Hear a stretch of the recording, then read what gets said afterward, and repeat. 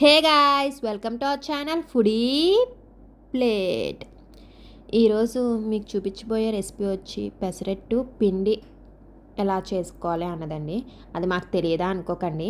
అంటే క్రిస్పీగా రావాలి పెసరట్లు అనుకున్నప్పుడు ఇలా కలుపుకోండి. పిండి చాలా టేస్టీగా ఉంటాయి, అలాగే చాలా క్రిస్పీగా దోశలాగా చాలా బాగుంటాయండి. సో ఇంకా రెసిపీలోకి అయితే వెళ్ళిపోదాం.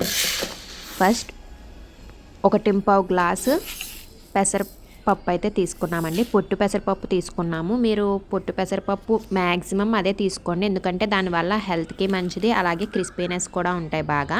అది లేదు అనుకుంటే నార్మల్ పెసరపప్పు అయినా పర్లేదు. ఇప్పుడు దాంట్లో 3 టేబుల్ స్పూన్స్ ఆఫ్ బియ్యం వేసుకోండి. అండ్ ఇంకో గిన్నెలో విడిగా మెంతులు కూడా నానబెట్టుకోండి. 1/2 టేబుల్ స్పూన్ మెంతులు నానబెట్టుకోండి.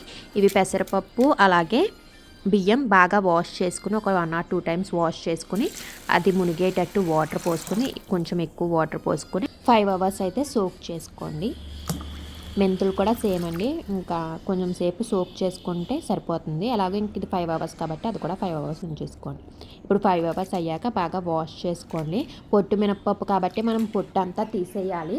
కొంచెం పొట్టున్నా మీరు అలాగే మిక్సీ పట్టేసుకోవచ్చండి, ఎందుకంటే దానివల్ల మీకు డిఫరెన్స్ ఏం రాదు అండ్ హెల్త్కి కూడా మంచిదండి. ఈ పొట్టుతో మనం వడియాలు కూడా పట్టుకోవచ్చండి. మీకు ఆ రెసిపీ కూడా మేము నెక్స్ట్ వీక్ పెడతాము.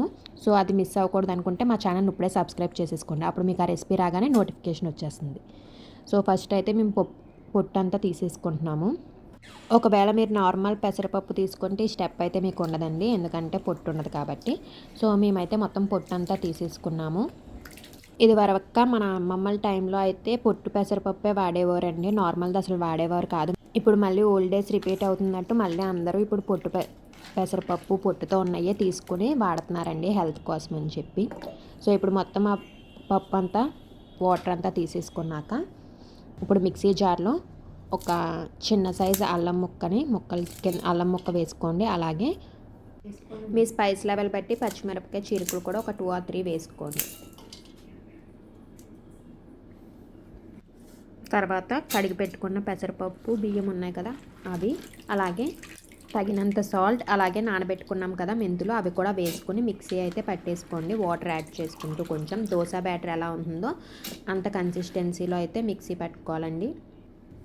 మేమైతే ఇప్పుడు మీకు వీడియోలో చూపిస్తున్నాము అలా థిక్గా కన్సిస్టెన్సీలో పట్టుకున్నామండి, ఎందుకంటే అట్టు కింద వేసుకుని మనం కర్రీ కూడా వండుకోవచ్చు. సో థిక్గా పట్టుకున్నాం. దీంట్లోనే మనం తర్వాత ఎక్స్ట్రా వాటర్ కలుపుకొని పెసరట్టు కింద కూడా వేసేసుకోవచ్చు. సో ఇలా థిక్గా పట్టుకుని కర్రీ కూడా వండుకోవచ్చు. ఆ కర్రీ రెసిపీ మన ఛానల్లో ఆల్రెడీ ఉంది, వెళ్ళి చెక్ చేసేసి మీరు కూడా ట్రై చేసేయండి.